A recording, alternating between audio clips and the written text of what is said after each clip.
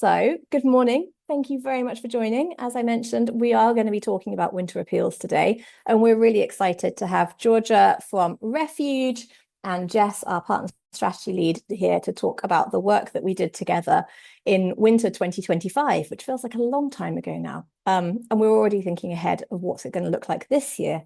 And we thought it'd be really helpful for the sector to share some of the insights of what we've seen, what stayed the same and what's changing.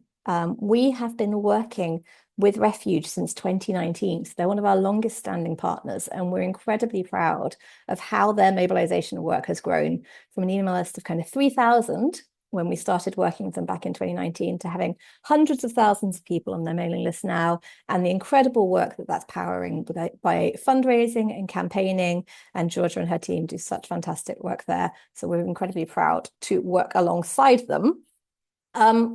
I've got to do a couple of housekeeping points. Closed captions are available, so if you want to switch those on, it's down the bottom of the screen. Please use the Q&A function at the bottom to ask any questions as we go. So we'll have time at the end of the webinar to go through your questions and have good chats. So it's always really helpful. But please use the Q&A function so that we can capture those. And we are recording this session and we will be sharing the recording and the slides afterwards. So if you miss anything or want to recap it or share it with your colleagues, you will have that. And now I will hand over to Jess and Georgia to introduce themselves and take you through this incredible case study. Morning, everyone. Thanks, Ali. And lovely to, well, not see everyone, but to have you all here. Yes, Georgia and I are going to take you through this webinar this morning, all about winter appeals. So to start with, some stats to wet your whistle, to wet your appetite this morning. So in 2025, Refuge raised an amazing £530,000 in their end of year appeal, and that was compared to a target of 350,000. They achieved 127% of their target volume of donations, and 50% of those came from cold audiences. And on top of that, their paid social ads outperformed M&R benchmarks by a whopping 400%. So a huge amount achieved, especially given a very unpredictable and very changing landscape in the UK. Thanks, Jess. Lovely to see everybody today. So I thought we should just start with a bit of an overall picture of last year's performance compared to previous years. So you can see on this chart how Refuge's 2025 appeal, so that's the pink line, compared in terms of income to 2023 in the blue and 2024 in the yellow. It measures online donations without gift aid, which is why that number is a little bit different from the number that Jess just mentioned, but gives you a pretty good overview of how the appeal went. It also the line stops a little bit earlier than in other years just due to our appeal timings. But shows that by the end of the appeal, we did successfully outperform the previous 2 years. That wasn't the case across all channels. We did have some fluctuations, for example, in terms of email income compared to other years, and we'll talk more about that later. But the greatest increase came from cold audiences in 2025. So these three charts show how the cash income per channel has shifted for Refuge over the last 3 years, from 2023 on the left to 2025 on the right. They show how each channel, as a percentage of the overall cash income raised at the end of the year appeal, has changed. And we've particularly picked out, they're labelled in blue, is the rise of paid social and how it's playing a bigger role for us year on year. In 2023, the two main drivers were overwhelmingly paid social and email, and then X or Twitter also played a significant role at the time. In 2024, that changed, and a large proportion of the income was driven just by email, paid social, and we introduced PPC. And then in 2025, that changed again, and paid social grew even further to represent like over half of all of the income that we generated. Email played a slightly smaller part, and we also swapped out PPC for PMAX, which showed a pretty significant portion of the income as well. The reason I mention this is just to say that you really do need to be thinking about your channel mix. Just because something worked last year doesn't mean that it'll work this year. And things are kind of shifting fairly significantly for us year on year. So we've seen what can be achieved. Now we have a poll to kick us off. So we'd love to know how confident you are feeling that your winter appeal will deliver in 2026. You should see the poll come up on your screens now. And there's a scale of 0, which is extremely confident, and 5, which is not confident at all. So a bit of a backwards rating there. But yes, let us know how you're feeling and we'll see what people are saying in the room.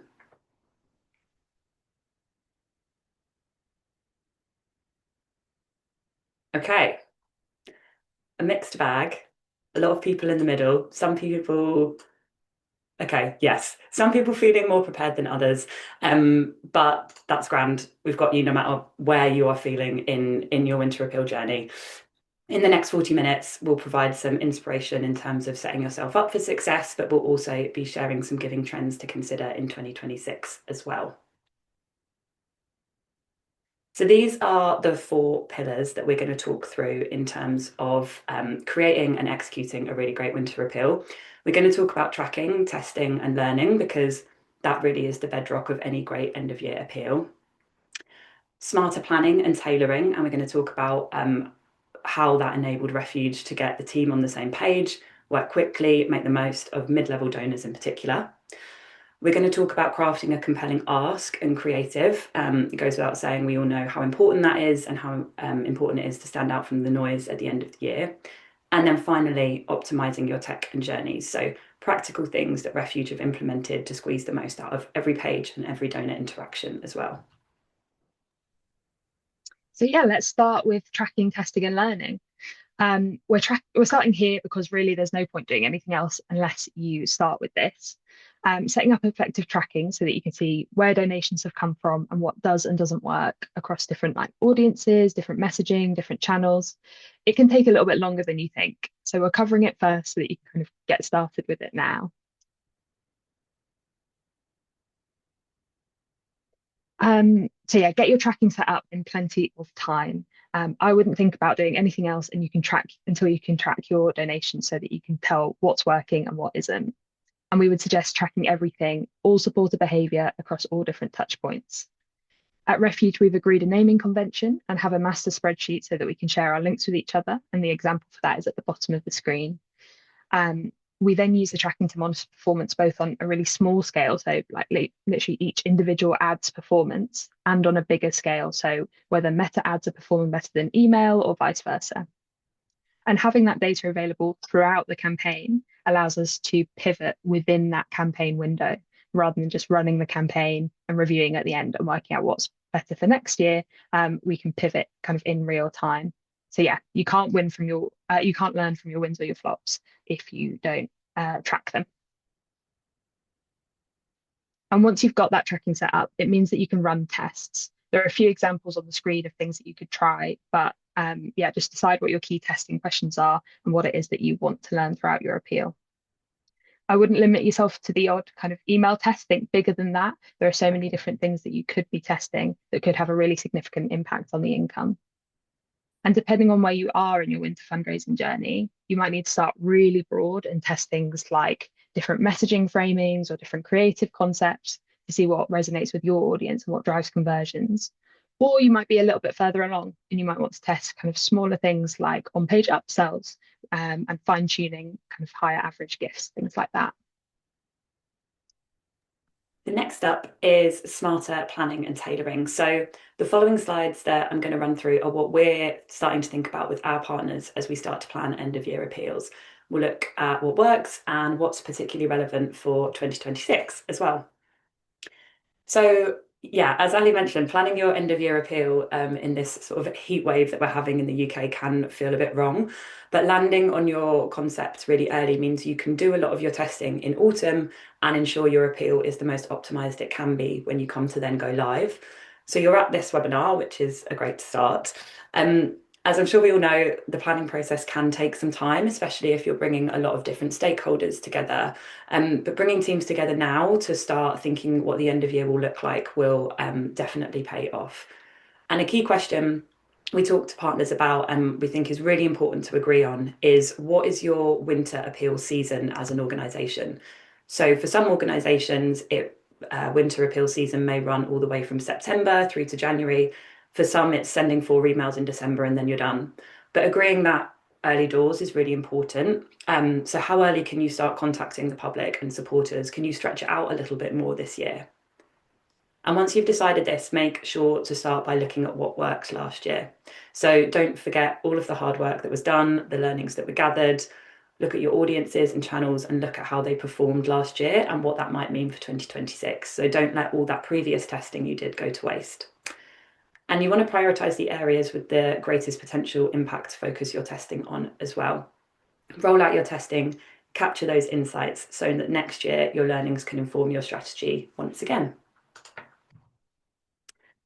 And here are just some of the channels that you should be thinking about for the end of your appeal. So we've listed them here in 3 categories for core, amplify, and expand. So you've got your core channels like email and paid social that are really foundational for conversion and should absolutely form the bedrock of your campaign or appeal.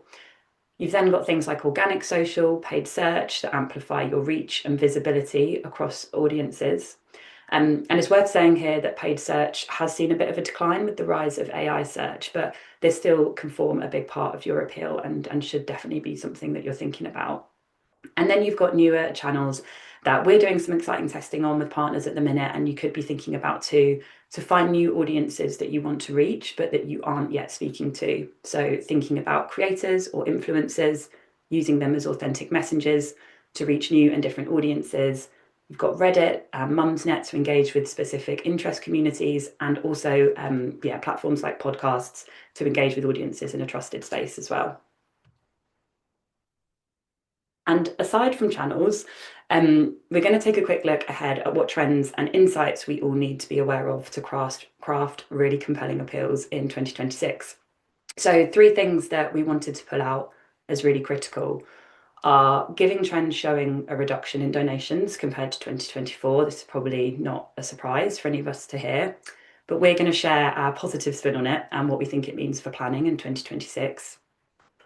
Then I'm going to talk through how mid-value donors are a critical part of your appeal and that you should be planning specifically for, and the rise of unplanned giving and what this means for crafting your appeal ask as well.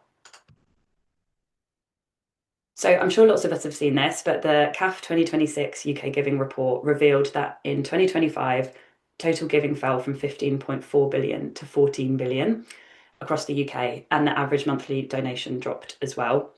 An estimated 2.8 million people cancelled regular donations last year, and 1 in 5 say they simply cannot afford to give to charity anymore.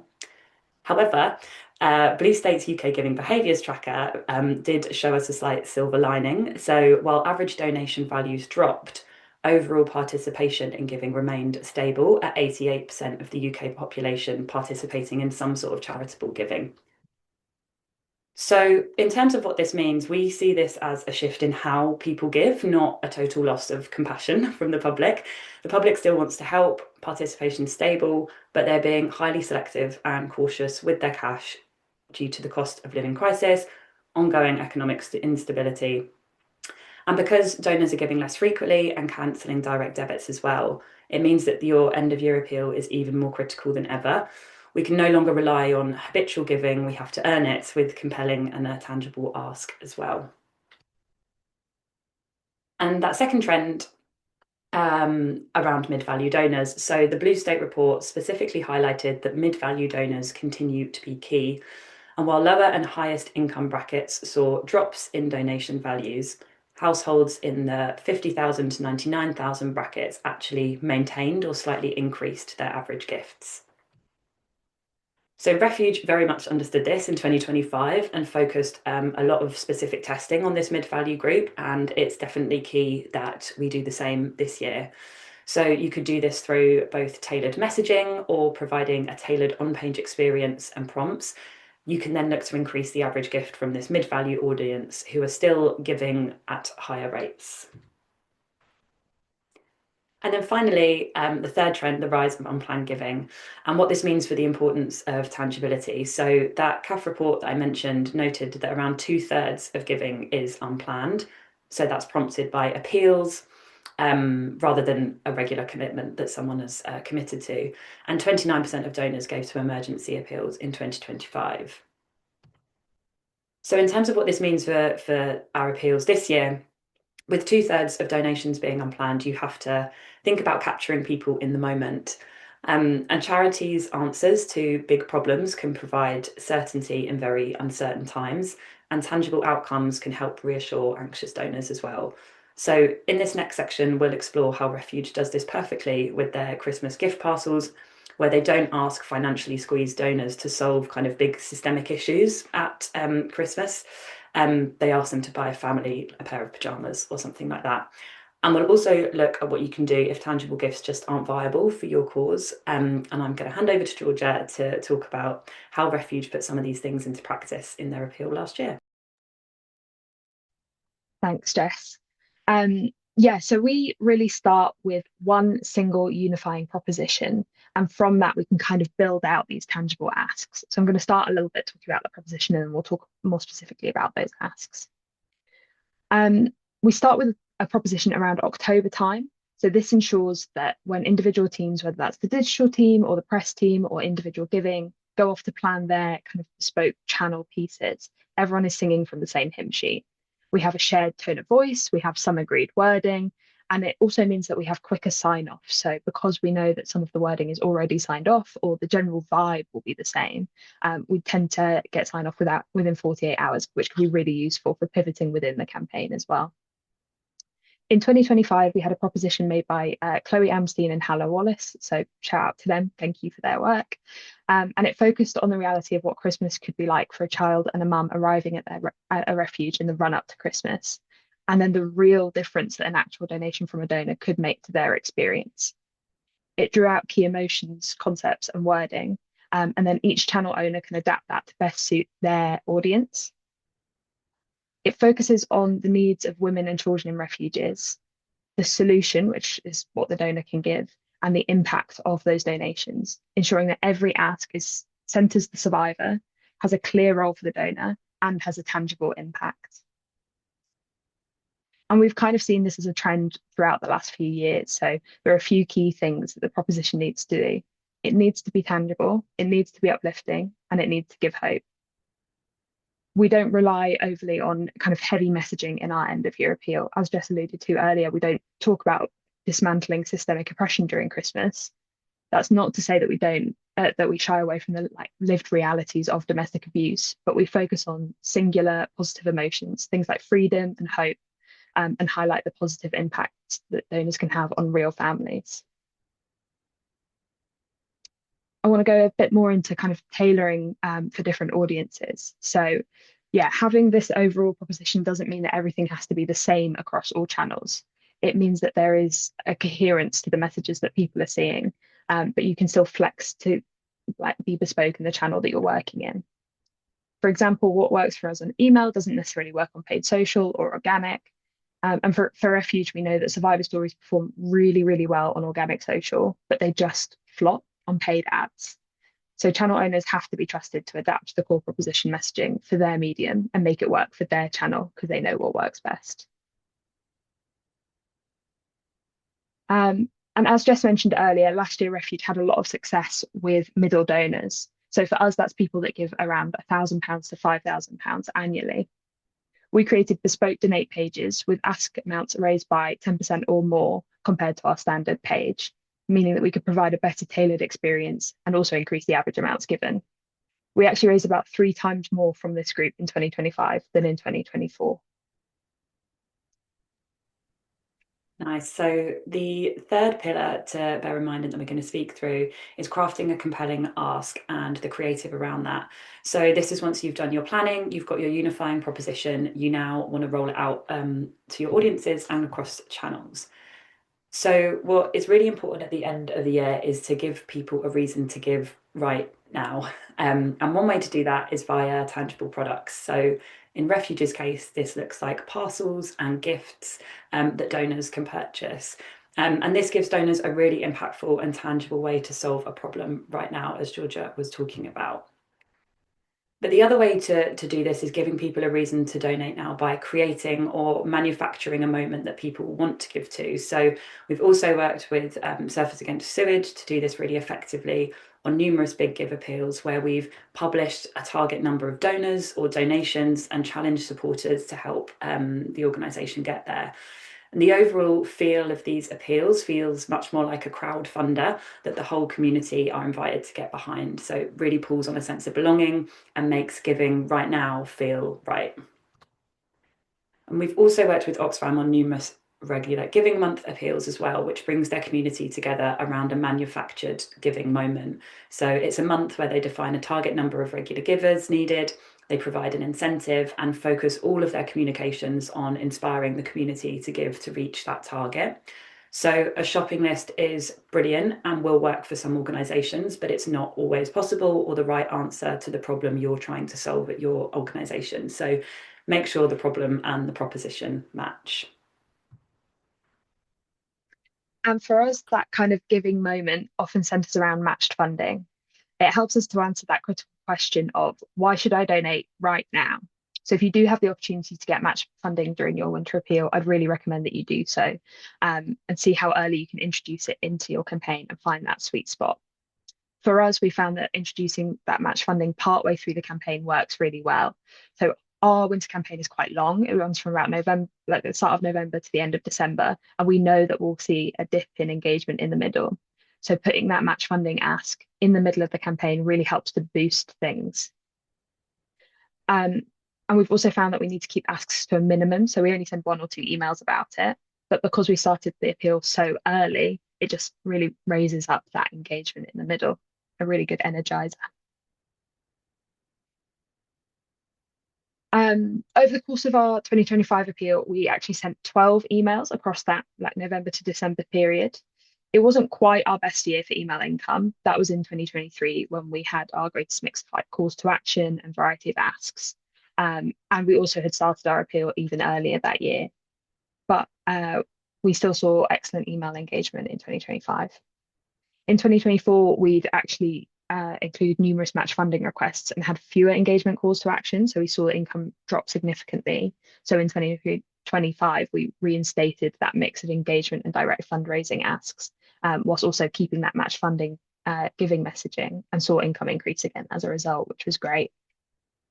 Interestingly for us in 2025, the strongest click-through rate was on email 7, which was a message of support to women and children in refuges at Christmas. So not a fundraising ask at all, and really sitting in the middle of that campaign. We also like to jump on moments like Giving Tuesday and Black Friday. We know that for things like Black Friday, donors already have the impulse to spend. We just need to kind of redirect that impulse, and we do that with really honest communication. We pretty much literally say, you're going to spend some money, spend it with us instead.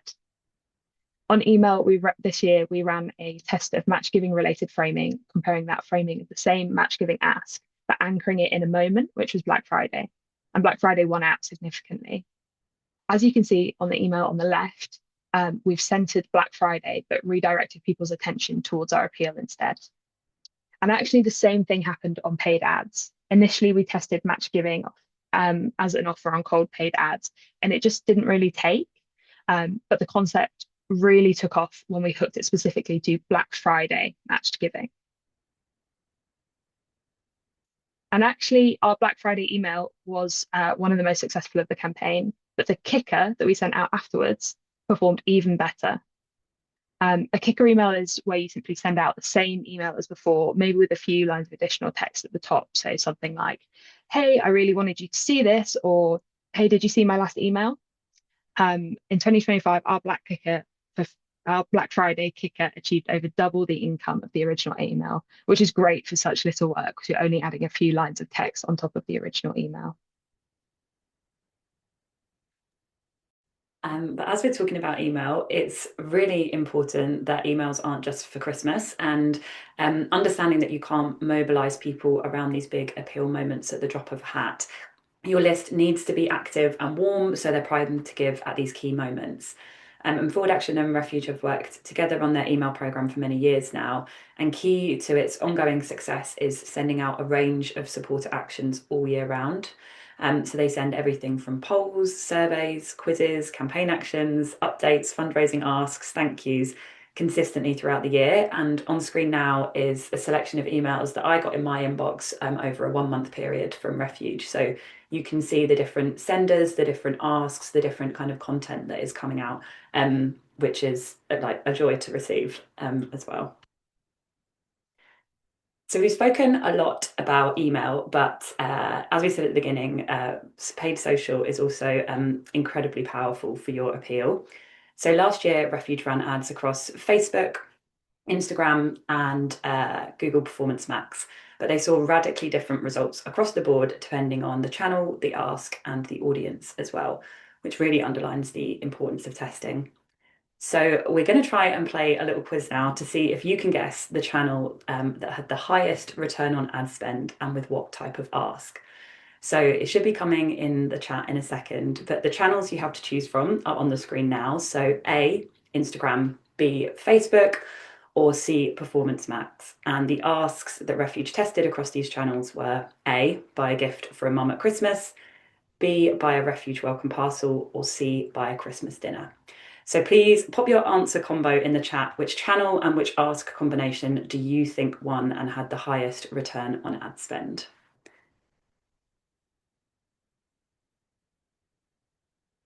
Now, Jess, I don't know if you can see the chat or not to know what people are saying, but there's lots of answers going in. There's some strong votes for CA, seems to be quite a popular selection, Okay. which is PMAX and buy a gift for mum. Yeah. BCs, a couple of BCs here. It's a very varied mix, and there's not a consistent answer here, I would say. Everyone's got their own theories. So let's see, what's the real answer? Chaos in the chat. Okay. So the winner was AA. It was Instagram with the ask A, buy a gift for a mum at a Refuge at Christmas. So congrats if you said that. This had the highest return on ad spend of any channel at 255%. So yeah, on Facebook, the best performing ask was the emergency Refuge parcel ads, and on PMax, it was ads that focused on providing the Christmas dinner for a new mum in Refuge.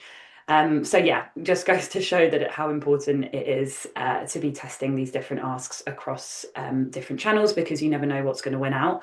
And one small tip to enable you to track performance this granularly, especially across meta channels, is to build your Instagram and Facebook ad campaigns separately so that you can adjust budgets very granularly across the channels according to what's working and ultimately optimize your campaign even better. And so Refuge also tests across a variety of audiences at end of year time as well, because they find that as well as asks, audiences perform so differently on different channels and respond to different types of asks as well. So we've got some of those audiences on screen now. So a broad audience, lookalike audiences of people like donors to Refuge, a mum's audience, and a retargeting audience for people who've already engaged with content. So think about what audiences you're already talking to and where best to do that, plus what audiences you're not yet talking to but would like to, and where you can find them online. And then that should form the basis of your audience testing. So we're now going to talk across the fourth pillar and some optimizations to your journeys and tech that you should be thinking about making. So first up, donate pages. When you're thinking about donate pages, you've done the hard work of getting a supporter to there, so don't lose them with very frustrating UX. It's a great shout to try and aim for this kind of 2-column layout with an image and explainer text on the left and shopping list amounts on the right. So shopping list items being specific things that donors can buy or can contribute to if they give a certain amount. You want to keep your form fields to a minimum as well to reduce the barriers to completion.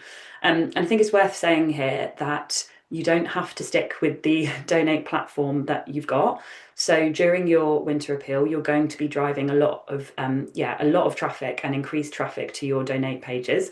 So now might be a really good time to split test a new platform versus your old one and get that data to back up your hunch that you might need to switch if you're getting tired and aggravated with your current donate platform. And one of the things that we've tested lots of on our donate pages is on-page top-ups and upsells. And we use them pretty successfully. So by styling top-ups like e-commerce sites and then phrases that supporters are used to seeing, we see on average, around 50 to 60% of people top up their gift. Sometimes that's by doing things like covering our admin costs, as you can see on the screen, and sometimes it's also by purchasing another gift. So we'll have a little pop-up that says, hey, you bought a teddy bear, do you want to buy a colouring book as well? And we see really good engagement through that. Obviously, it goes without saying that you should test the wording of these top-ups against each other to find what resonates best with your supporters who are about to complete their donation.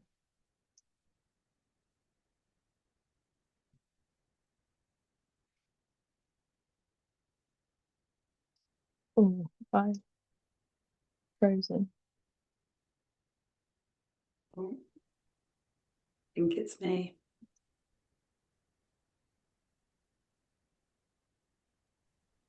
We can hear you, Jess. Okay, I'm frozen on screen, which is good. Oh, we've gone to time for your questions. We've raced through. I'm trying to go back. Okay.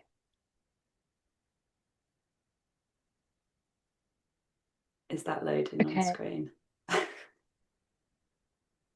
What a perfect time for my internet to go down. It's partially loaded for me, but I Okay. think we can chat through from here, I reckon. Thanks, Jess. Yeah, we were just going to talk briefly about some of the more surprising tests as well that we've run. So this sits actually slightly outside of our Christmas campaign, but I thought it was important to mention because we had such a kind of unexpected result. So we'd learned over the years that slowing down the load time of a donate page could really tank conversion rates. And so we just avoided things like putting videos on donate pages, but we decided to test it. We embedded a full video on a donate page for one of our most recent campaigns rather than just a still of it. And despite fears that it would distract donors or slow load times, it actually increased both the conversion rate and the average gift. So I guess the advice here is be prepared to pose some interesting test questions and maybe be surprised at the results.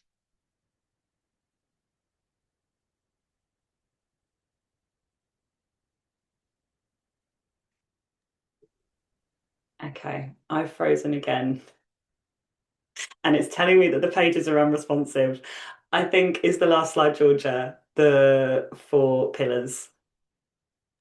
It is, yeah. Great. Okay, I have no idea what everyone can see, but we're right at the end anyway. So yes, the last bit that we were going to recap is the 4 pillars that we've gone through, which I am now going to try and remember off the top of my head without the slides or speaker notes. But first up, yeah, you're tracking, testing and learning. So as Georgia said at the beginning, really nothing, it's not worth doing anything else unless you are setting up all of your tracking from the start. Secondly, thinking about crafting your really compelling proposition. And then finally, testing across your journeys and pages and making sure that all of your tech is where it should be as well. I'm so sorry for the tech disturbance at the end. I have no idea what anyone can see, but thank you so much for coming. And we have now some time to take your questions. If we can't get to your question, then we will follow up on it in the post-webinar comms as well. All right. Thank you so much, Jess and Georgia. And thank you for masterfully navigating the slides no longer working. That's always fun. We have got lots of questions, and I'm sure the conversation will also prompt some more questions. So please do add your questions into the chat and we'll keep going with them. And I'm going to kick us off with which question? Where shall we start? There's a couple of very simple, we'll start simple, Georgia, to ease you into this, because I think your insight is going to be really valuable here. So the first question is, was there a direct mail element to the winter appeal? There wasn't. We tend to do things digitally because we find that works really well for us and we get better results there. So this was a kind of entirely digital campaign for us. Obviously, that's going to work differently for everybody's different audiences, but for us, it works really well. I find that delightfully refreshing as well, because I think a lot of organizations have done direct mail appeals for so long, and they are such a strong part of the fundraising mix that we assume that you start with the direct mail and then you layer in email afterwards. But actually what is brilliant about Refuge is because you've built this such powerful digital mobilization program, you start there and that's the core of it. And I love that. So Awesome. Thank you. I think it's a great way to start digitally as well. But as you were saying, some people start direct mail and then build in digital afterwards. But digital allows you for so much more flexibility in the campaign. If something's not working on Meta, you don't have to wait 2 weeks to see how people respond. You just turn it off then and there. So yeah, if you're looking for that flexibility, I think digital is a great place to start with that. Which leads very neatly into my next question, which is, was the shift in income by channel based on re-strategizing and allocating budget based on insights, or was it live performance led? So when you were going through and looking at where you're going to shift the spend around, what was the process to get to that point? It's a bit of both, which maybe is a slightly frustrating answer, but I think when we saw performance work well one year, and also not just in the winter appeal, but throughout other campaigns during the year, if we're seeing a trend for good performance, we'll put more budget behind that. But then we can also pivot within the like appeal window as well. So what I was saying about that testing and tracking and giving you that flexibility to pivot within the appeal also comes down to budget. So if we're seeing really great returns on PMAX, we will just shift some meta budget in that direction, and vice versa. Brilliant. I'm gonna put this next one to you, Jess, to give you a little break, Georgia. Off the back of that, if an organization isn't currently tracking anything, where would you recommend they start to learn more about setting up tracking? They said literally the basics. So what's a good starting point, Jess?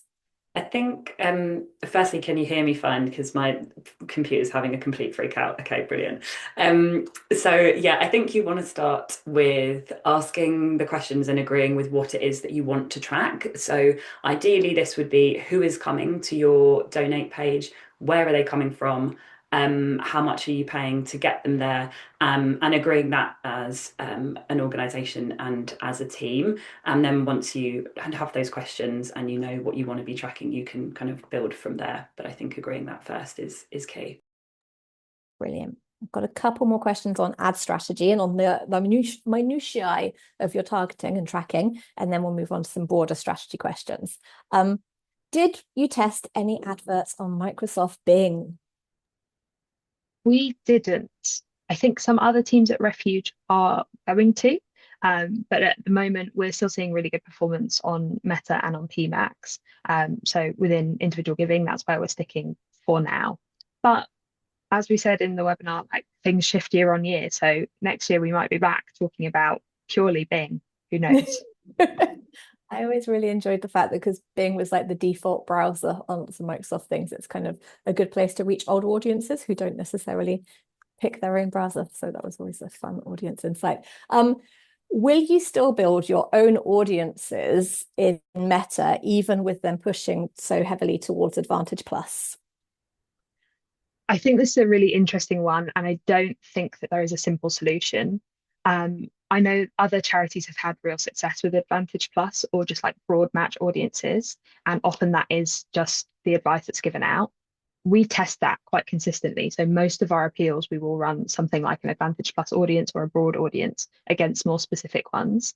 And which one works depends entirely on the time of year, which thing Meta decides will work that day, maybe what sandwich you've had that day. Like it's completely random, it feels like. So maybe that's a slightly annoying thing to have to do, but I would say test it as much as you can. And we still see real variance between performances. So what works for summer typically doesn't work for Christmas. And we're still seeing quite specific audiences like mums or grandparents work really well for us. Yes, anything you'd add on that? Brilliant. Okay, then moving on to kind of donation framing, because you had some really valuable insights there about how the gift propositions have performed really well. So a couple of questions around that. One of which is, so we've got an organization here who said, would you suggest putting a shopping list for an LGBT plus young people's charity where we mostly do schools programs? It's really hard to convey the emotional pull with our products. So thinking on the hoof, how would you approach that based on the experiences we've had with Refuge's products and propositions? I think this is a charity I used to work for, so hopefully we'll have some insight. Yes, I think when you have those less tangible products or products that are tangible, but the amounts that you're talking about is higher, it can be really tricky. I think often finding a shopping list, whether it's in terms of like actual outputs in terms of tangibility or individual impact and tangibility, can be really useful. So yeah, I would think you can kind of exist more in the abstract. Sometimes we're talking about £25 for pajamas, and sometimes we're talking about £5.50 to help somebody get settled. And that's not necessarily the same amount of like tangible real life things you could put in a box, but it does still have that, like, you know, what the money is going towards, or kind of talking about welcoming someone to a refuge. So I would suggest that that's kind of where you look at things. But Jess, I don't know if you wanted to add anything. Agree with all of that. The only thing I'd add is I think without knowing the charity and the ins and outs of it, I feel like schools' programs probably lends itself quite well to leaning into sort of like urgency in its messaging for fundraising as well. You say it can be hard to convey the emotional pull, but I think thinking about running things in the lead up to back to school, for example, which gives people a reason to want to donate right now, like before the school term starts or before a new program starts. Or talking about things like funding gaps maybe as well. Again, is like all building that sense of why a donor should be donating right now if you can't pull on those precise products. Yeah, I would add to that from my experience fundraising in different organizations. If there isn't a natural fit shopping list, don't try and force one, because that's actually going to weaken your fundraising ask. And think about kind of, is there a collective angle? And like, if this many people club together, we can make this happen, and what the impact is there, rather than trying to shoehorn in, like going around everyone saying like, what will £25 get us? And then you come back with a very obscure target, and it's not going to help with your fundraising. On that, with the messaging and building intangibility, how do you approach funds being unrestricted? So when you have the products and the gifts, are they restricted funds or is it unrestricted? And how is that framed to the donors so that they're clear about that? It's a mix for us. So typically for something like Christmas, we'll be fundraising a certain amount that is restricted for like parcels for women and children for Christmas, often in the form of like vouchers, so that they are empowered to make their own choices, which is lovely.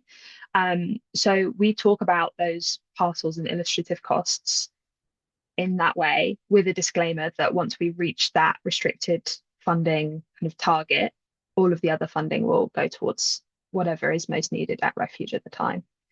So yeah, if you look at the bottom of any of our donate pages during our appeals, you'll see that kind of example of a bit of text that tells you that, basically. I think it's a real challenge, because obviously unrestricted income is the goal, but also bringing donors in and getting them in. And if you need to kind of restrict a portion of that, I think that's a conversation to have with your leadership and with trustees to see if that's something that you can do or test for 1 year in order to make the case for, is that going to help us generate more income in the long term? Because once you've got these supporters in, then you can start that relationship with them. And if it's a better way of bringing supporters in, I know it's not the ultimate goal, but it might be a better way to take you on that journey. Okay, question here around, do you focus on brand awareness driving as well as fundraising over the winter period? And if so, how do you balance the comms and keep it unified for the supporter? Yes, I guess we have that kind of one unifying proposition. So everyone's talking about the same things, but that doesn't mean that there's not other work going on at the same time at Christmas. So if a really good press opportunity comes up, the press team will go with that, whether that fits in with the Christmas appeal necessarily or not. Often we'll try and link the two, but sometimes that's not always possible. So sometimes there is, that kind of like more top of funnel activity going on, that's not necessarily linked to Christmas. But I also don't think that's the worst thing in the world. I think sometimes people are so concerned with like, there has to be one message that this person is seeing. And in reality, someone isn't seeing your Instagram post, your email, your PMAX advert, etc., all on the same day, but they are getting a general impression of what you as a charity are up to. So I wouldn't be too concerned that things don't match exactly, as long as you've got a shared tone of voice. Thank you. Yes, we also have lots of thoughts and feelings around the mixture of brand and fundraising, because quite often for organizations, the majority of your budget is going into fundraising messaging. So that is your brand to many supporters. And you kind of have your brand appeals over here or brand campaigns, but actually what people are seeing is the fundraising. So they have to work together and they have to kind of, it should be the same organization, the same tone of voice, as you say. Okay, should we move on to some email strategy and tactics? Because email is such a big part of the mix and it's been something that your organization has been building for years now. So, question that's broader around this is, what numbers are we talking about when it comes to testing for email? Do you take a sample of the audience and see what's worked with them? How do you segment your mailing list, for example? Okay, I will be honest, I'm not our email specialist, but essentially a proportion of the audience is segmented off for all of our different segments. Our segments typically are taken based on someone's past giving behavior, and then a test is run, and then the rest of the email goes out to other people. Jess or Ali, you might know the exact percentage, but I don't, I'm afraid. I think there's a couple of different ways that you can test based on your email list size as well. So if you're a charity with a smaller email list, then you could just split your list in two and give half of those people version A, half version B, see what wins out. The kind of like gold way of testing would be to proportion off, say, like 10% of your list to do that test to, see which version wins out, and then send the remaining 90% of your email list the winning variant, just so that, the majority of people are seeing the thing that is converting better or performing better. So it really depends kind of on sample sizes. I'd say you probably don't want to be sending, if you are testing things, a version to sort of less than 10K people, I would say, as a sort of rule of thumb. Yeah, that sounds great. And I think testing as much as possible, and like, rather than particularly in the winter appeal moment where each send matters, it's looking at how can you kind of make sure you're making the most of each send. So if you've got a big enough list, always test something, whether it's subject line is like a starting point, but actually it's better to test some kind of meaty things within the email as well to your list to make sure that each send is going to get you the maximum value. So definitely think about that. And yes, we are big fans of testing on email. So if there's ever anything you want to chat about on that, do reach out, because it's something that we give a lot of time and thought to. Another very specific, and I love the specificity of this question is, and it might be that if you're not that close to the email program, Georgia, you might not know the answer to this, but we'll ask it just in case, which is, someone has noticed that you've been testing using just Refuge as an email sender instead of person name, comma, Refuge. Wondered if you're willing to share any results on that. I don't have the results, but I think that this came from an insight, maybe from the M&R benchmarks, that said that testing just from the organization works better than testing from a specific person. But I will say that I think that varies somewhat across what you're asking somebody to do. So often from a stewardship angle, we might put somebody in touch with like a real person, even if it's not directly sent from their inbox. Whereas for a fundraising appeal, we might ask more from Refuge as a whole. My instinct is that that has something to do with trust and whether you trust an organization to give your money to or an individual to steward you. But who can know? I'm not the overall mind of the donor, but I think that might be why. Yeah, I think I remember seeing it in M&R and thinking, oh, that's new, because it used to be that you'd want to use a person's name to build that kind of personal connection. I think as users get used to what we do and behaviors change, it's really important to keep testing these things. And that's such an easy test to run. And I think it's a really good reminder of using resources like the M&R benchmarks as a kind of bit of a guide to where you can start your testing this year as well. If you don't have data from previous years, that's a really valuable resource to look at what other organizations have seen to be useful. So that's a great starting point there. Okay, we've got a few minutes left. So I'm going to ask some broader questions here, which we've had a couple of questions about organizations with small budgets and small starting points. And they say, what's the kind of easy win recommendation for a small charity that might not have the budget or staff or skill to do this huge, big marketing and testing strategy? Where should they start this winter? What's the thing that they should really focus on? Big question. Who wants to take it first? I can start, and then Georgia do chip in as well. So I'd say that email is very much your friend if you're a smaller organisation and you don't have big budgets to do testing on paid. The people that you've got on your email list are already warm, and obviously sending an email is free. So yeah, I would say definitely start thinking about that, and yeah, the kinds of emails that you want to be sending over the winter period. I think as well, from a paid point of view, you could also look into like Google Ads grants and things like that, where you can get some money to do a bit of testing across paid. So yeah, they would be my two suggestions. But Georgia, I don't know if you want to jump in with anything else. Yeah, I think that's sensible. I think also if you do want to do things on paid, think about stuff where you're going to get a result, even if it's not the end result you want. So things like lead generation or email list growth um, has the added benefit of, even if people aren't donating at that point, you at least have them on your system. So if you're working with tiny budgets, that can be quite useful. Whereas if you're asking straight away for a regular gift, you're looking at much higher cost per acquisition. So you're just going to get such lower volumes of people, which will be a struggle if you've got low budget. And you can definitely ask for donations in that initial lead gen journey as well. So even if yeah, you're putting money behind promoting a petition or a hand raiser, something like that, yeah, you can always ask for donations in the immediate supporter journey. And then, like Georgia said, if they don't give money straight away, actually it's then the start of your relationship with them, because they're on your list and you can communicate with them. So yeah, agree. Actually, something we've seen work really well is using daisy chains in those kind of email list growth pieces. And some of them are working so well, that initial daisy chain fundraising ask, that they're actually working as an acquisition donor tool rather than just an email list growth tool. So yeah, I would definitely recommend trying that out.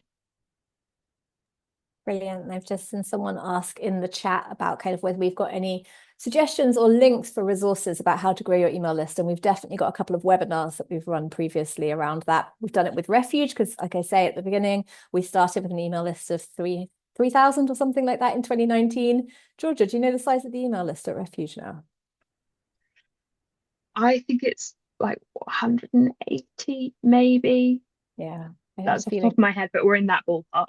Yeah, so that kind of has been 5 years of sustained growth and a lot of investment in growing that email list. But the hand raisers have been a really important part of that, and having that kind of always on approach to bringing people into the organization. And then year after year at winter and in the summer appeals, they really prove the value of that. So I think that's a great place to start. And we look at benchmarking kind of £1.50 for an email subscriber, maybe, like looking at that kind of level. So there's definitely things that even if you've got a smaller budget, you can start to do to start to prove your power of your email list and bringing in that kind of, and then unlocking investment from trustees and from the board to say, look, we need to build our email program in order to keep being able to contact these people.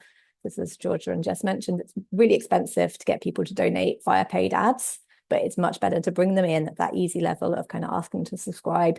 You can share more about your organization, you can build that relationship, and then you can fundraise at those key moments as well. So that is definitely our recommendation for how you would start that as well.